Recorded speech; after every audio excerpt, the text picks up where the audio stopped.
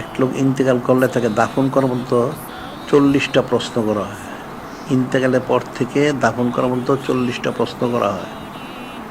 তাহলে একটা প্রশ্ন হলো, তাকে জিজ্ঞাসা করা হয় যে তোমাকে তো দুইটা জিনিস দেওয়া হয়েছিল, একটা হচ্ছে তোমার জিসিম, একটা হলো রুহ।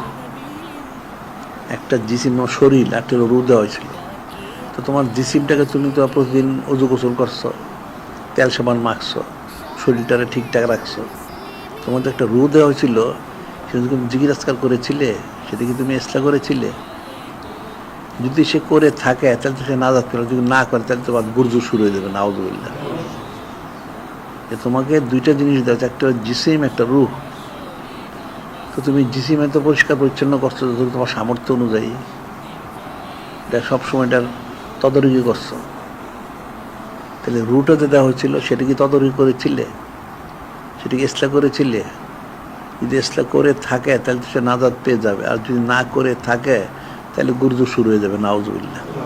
এটা ফিকির করবে।